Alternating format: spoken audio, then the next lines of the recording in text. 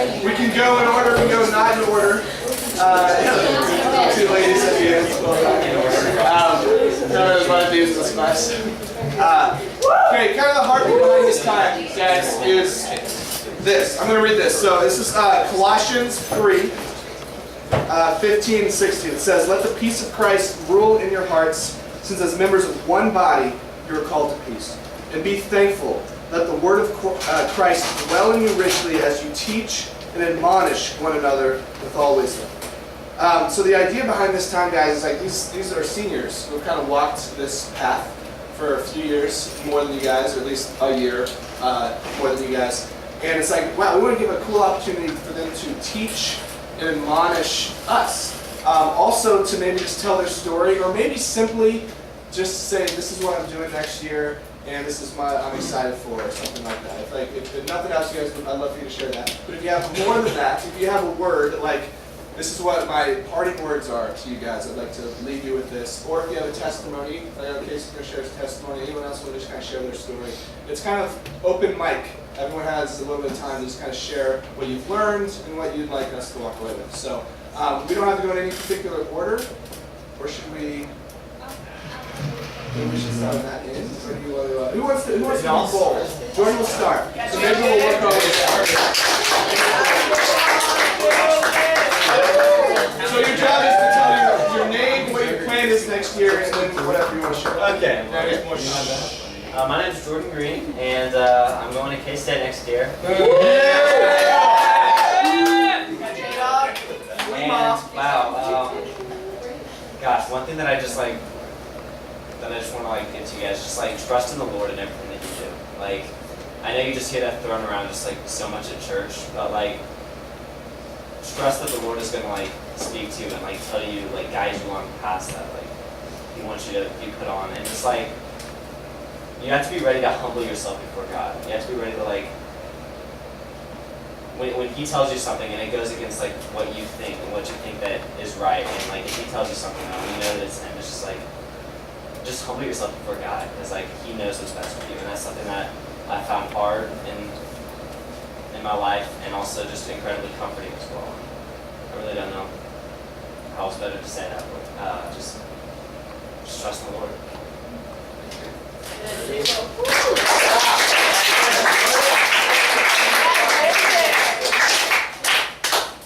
Hello, I am Jonathan Paulette Roberts. I graduated last night, so I'll be attending Seattle Pacific University. Yeah.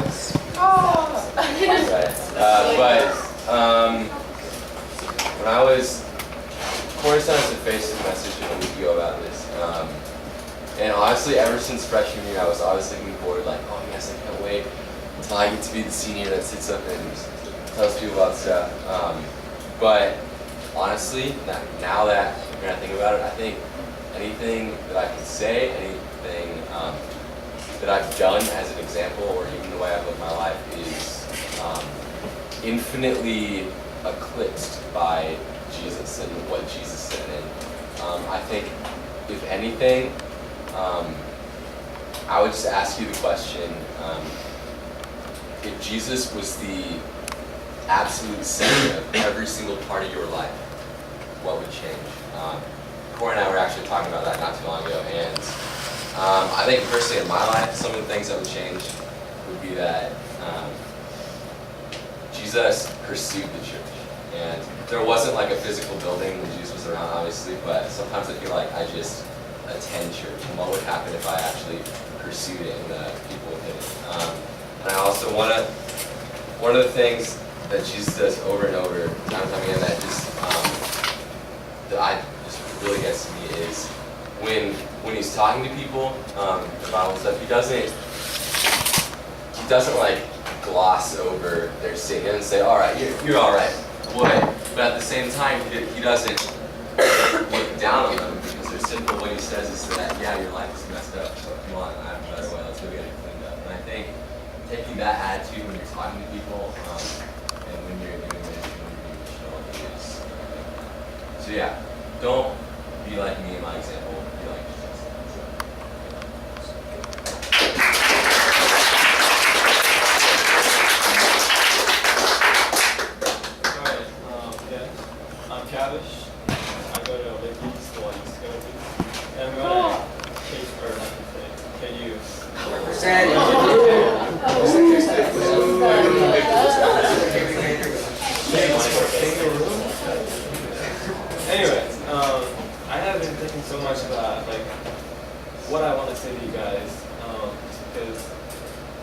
just can't like put 4 years of doing so much into just a short, brief thing just to tell you guys. But since freshman year, I've been like part of so many like doing like so much community service, like, serving the Lord, and putting so much time, effort, and energy into it. And I have loved every bit of it. And this year, I was really upset that I couldn't like go to Revolution anymore, and I couldn't spend time with my friends after school, like to just talk to them about the Lord, and like I used to. And I was kind of upset about it, but just until like very recently, I found out that like the Lord had put someone else in my life to kind of devote my time and my energy to, and that was my little sister, and I spent pretty much all my time with her. And like right after school, I go home and I take care of her until that's going on until like 11 and stuff. So she has been the one that I felt obligated to, be a role model to, and show her the love that Christ had for me and the love that my parents had for me when, I don't know if you guys knew, but we were refugees in Pakistan for 7 years. And the love that my parents showed me was incredible, and I didn't know like what else to do with it, but just to show my sister that love that my parents showed me while they're not around. And it's just been an absolute blessing. And so I guess one thing I would encourage you guys to do is just to keep your eyes open for opportunities that the Lord puts on your path to serve Him anyway, because this has been a wonderful experience for me to serve someone who I didn't know I could serve to like that. But so yeah, that'll be my charge to you guys: serve and just be ready to put everything down and just charge for the Lord. So, yeah.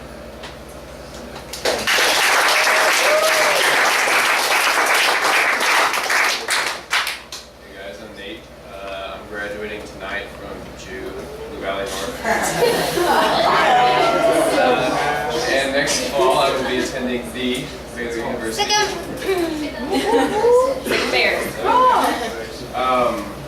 I don't know, I guess if I had to boil everything that I learned in high school down to like a 2-minute talk, I would have to say that from the Bible I learned that James 2:17 says that faith without good works is dead.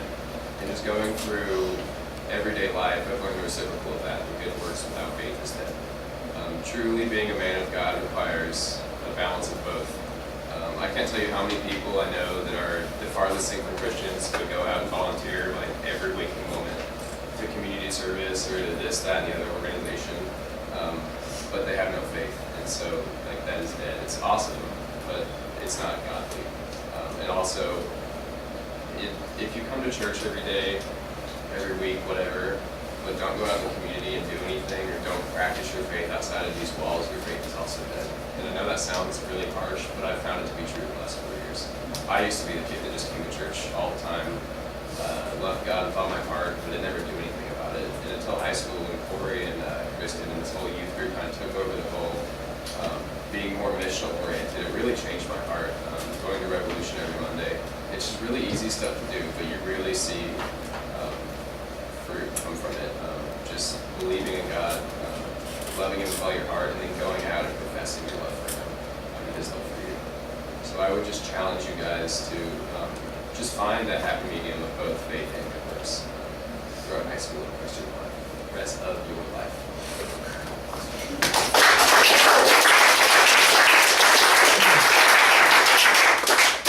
Hey, my name is Grant Jones. I graduated from Olympia East in like 10 hours or so. And in the fall, I will be attending the University of Arkansas. Woo! Big Suey big. So, if I could say one thing to all you guys, would be just that you guys are an absolutely great group of individuals. You guys would just reflect the love of God so much, and you just have such warm and open hearts. And I'd just like to encourage you to just keep up the good work, because, I mean, the stance of someone who's been in a situation where I don't have the 4-year background. You know, I haven't been going here since I was, you know, fresh out of the womb. You know, I've only been here like 2 years, but I remember my first days walking in here. It's like, I don't know any of these people, and people just started coming up and talking to me, and you know, out of that has come some great friendship with this dude and Blue and like all these guys. I mean, I already knew Jordan and Cavish, but I mean, our relationships have gotten so much deeper because of the time we spent here. So that's it. Just focus on like getting to know the people. Just invest in the people that you meet. I mean, anyone can go just like, hey, Jesus loves you, bye. But just take time to just dig into a person. Yeah.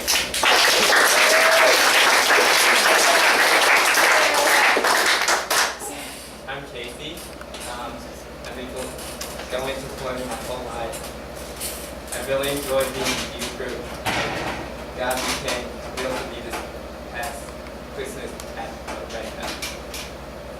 God changed my life through the speaker David Platt at the Vanderbilt. David Platt spoke about how we size God down to our life. It really spoke to me because I was used to doing the church kid thing. I used to do the same thing over and over. I was doing a lot of religious activities that I didn't really understand why. I also had an awesome experience at a band that was worshiping God in different languages. When David Platt was speaking, I really felt like God was calling me to Revolution. I've loved going to Revolution these last 4 years. There I've built up a friendship and joy serving at Revolution. And serving in general brings me joy. I felt a real joy in Christ. I definitely saw a glimpse of heaven. Revelation 4:8. Each of the 4 living creatures had 6 wings, was covered with eyes all around, even under its wings. Day and night they never stop saying, Holy, holy, holy is the Lord God Almighty, who was, is to come. Revelation chapter 5, verse 9 to 10. And they sang a new song saying, You are worthy to take the storm, to open its seals, which is you were slain with your blood, and you purchased with God your sin. Every tribe, language, people, nation. You have made them to be a kingdom and priests to serve our God, and they will return from the earth. After a band, I started to pray more, and I also did a really before school reading my Bible for 15 minutes every day. At a band, as they close up is now I'm going to share a poem that I wrote down. Okay. God connect me, worshiping in different languages. Complete joy when singing praises to God.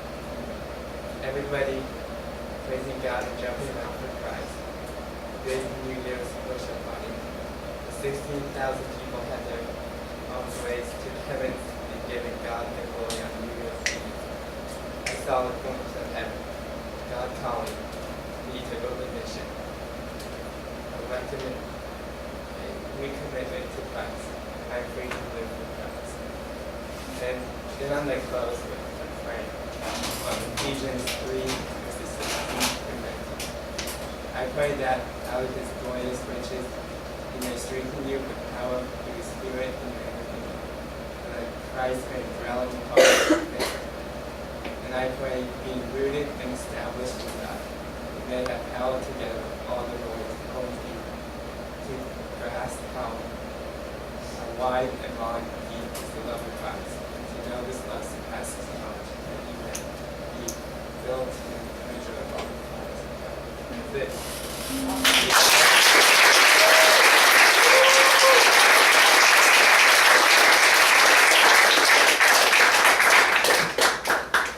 Alright, my name is Christian, and I also graduated last night, and I will be going to Oak College in the fall.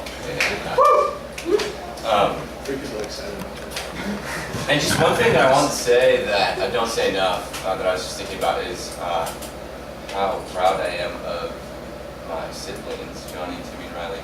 I think it's been so cool to have perspectives throughout this community since we're all kind of divided out. And I'm really proud of you guys, and I can't wait to see specifically what Riley and Tim are going to do here. So I was just thinking about that, I want to say that because I love you guys.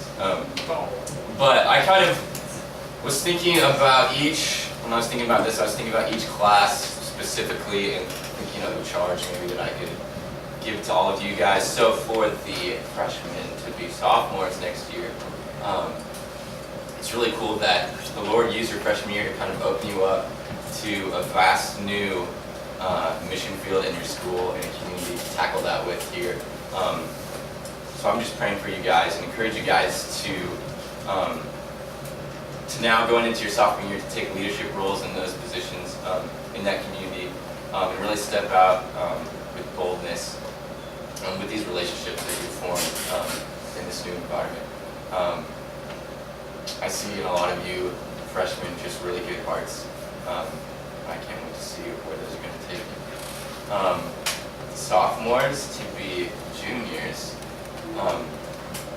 I just really pray that you guys would just dig down deep in accountability and just strengthen the already really strong relationships that you guys already have. With the juniors to be seniors, senior year is a really special time that I believe, I think is just really focused on Thanksgiving and just cherishing the blessings that the Lord has given you. It's really easy to take those things for granted.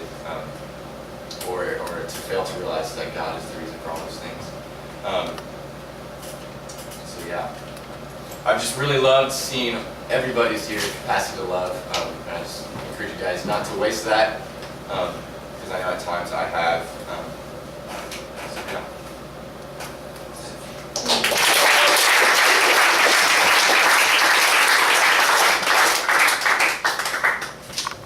So I'm Ty Schisel.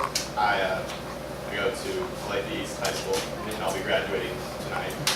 I plan to go to K-State. Yeah! And high school, looking back on it, because I haven't been at all, but I thought about it while these guys were all talking, and I just kind of thought that maybe a little bit of junior high, but mostly high school has been like that first step of my test of faith. It was kind of it really opened my world just a little bit more, and I began to explore a little bit more, and I began to look more things up. I began to try to gain knowledge in the pursuit of being able to defend myself in my faith, so I could actually make my faith my own. I tried to better equip myself with wisdom and other things that I can try to talk to people and try to get them to understand what I'm trying to talk about, because it helps when doing missionary work. But honestly, I came down to the solution that no matter when you go to anybody and try to tell them of your faith, no matter what you're doing, if you try to talk to them on a state that you're higher than them or you're not equal level, or if you don't show them any love or compassion at all, like if you don't, you got to meet them on a heartfelt moment of both what Corey said a while back, of both truth and love. You can't, it's a really hard balancing act, and it's something that's really difficult that I found out that I had to do. And like, even if I had the right words to say, if I even had the amount of love that I needed to love for these people, and if I could say all these facts that could prove them wrong and prove me right, and show them, oh hey, God's the only way, like, they'll never walk away from that argument happy. They will probably be spited, they may be shamed, they might be negative in some way or another, but if you show them on love and you discuss with them your faith and how you're both at the same state of mind in this world, they really will connect to you on a deeper level, and that's when you can start really getting your word across.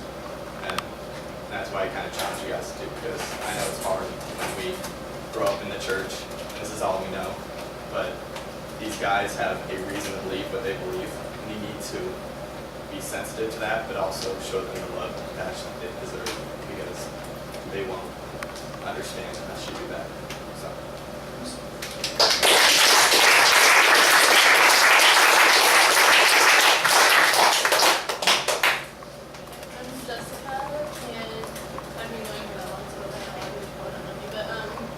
well enough tonight, and be safe next year.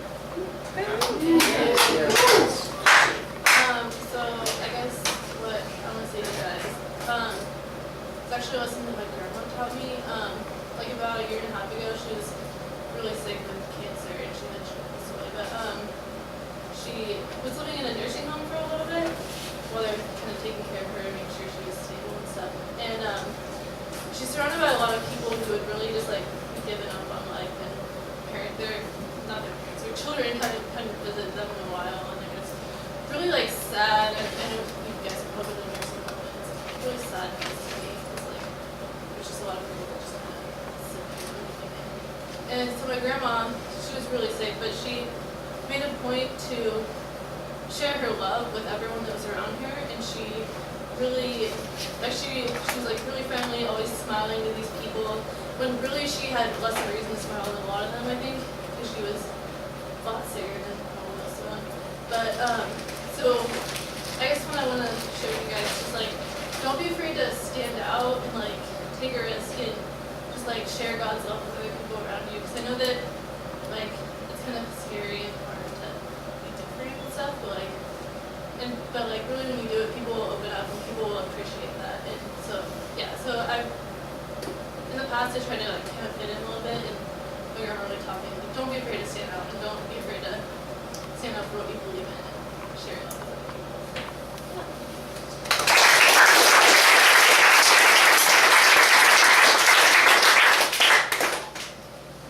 Hi, I'm Riley. I'm going to K-State.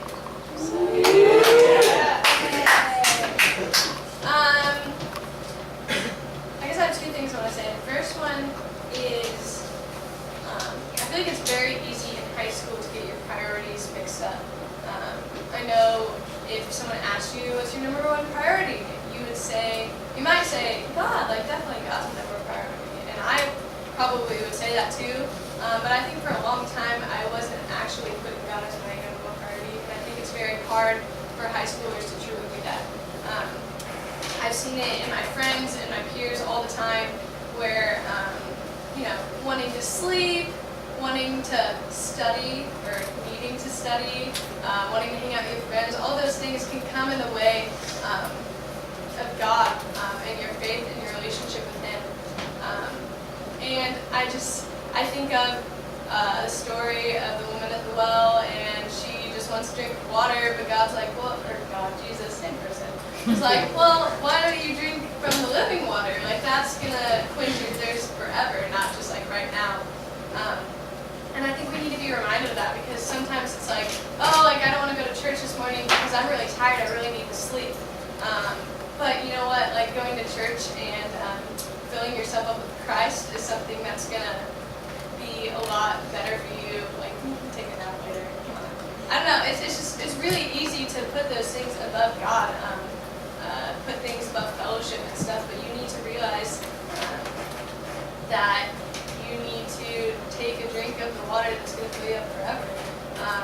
And also just reach out to your friends around you who aren't realizing that they're falling away from that. Because sometimes you don't realize you're thirsty until you see the really cold ice water right in front of you and you're like, oh, I'm really thirsty. Reach out to those friends that and just be like, hey, like I've noticed maybe you aren't coming to church, or maybe you don't come to life groups, whatever it is, and just like reach out to people and let them know that you want them to invest in something bigger and better and more. So just truly put God as your number one priority. And when you do that, you're going to be filled up in a way that's going to help you get those other little things done better.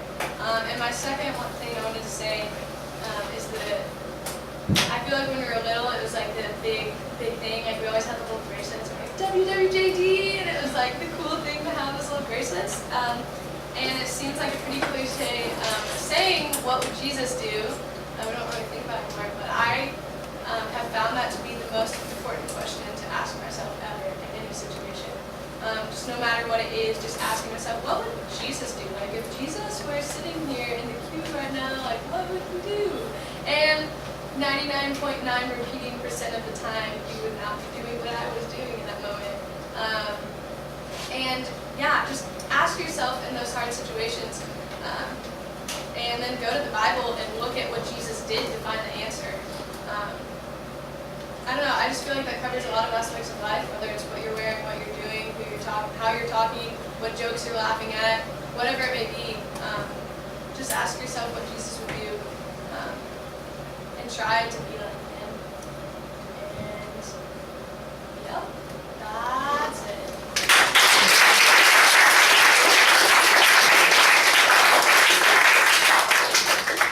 Beautiful. All right, love you guys. Thank you. This is a cool class, man. We try to be like people. We're looking at people and be like, hey, I'd love to be like them and follow Jesus like them. You got some great examples here. So we love you guys. We're not saying goodbye, just that we'll see you later. What we're going to do, if you guys have to leave in a second, we're going to have all the seniors kind of stand in the middle. We're going to do our weird Christian thing and just put our hands on them and pray. If you have to leave, because it's 12, 18 right now, just kind of sneak quietly out as we do this. But we'll just pray for a few minutes. So let's move all these chairs, get these guys in the middle, and then everyone just put hands on them.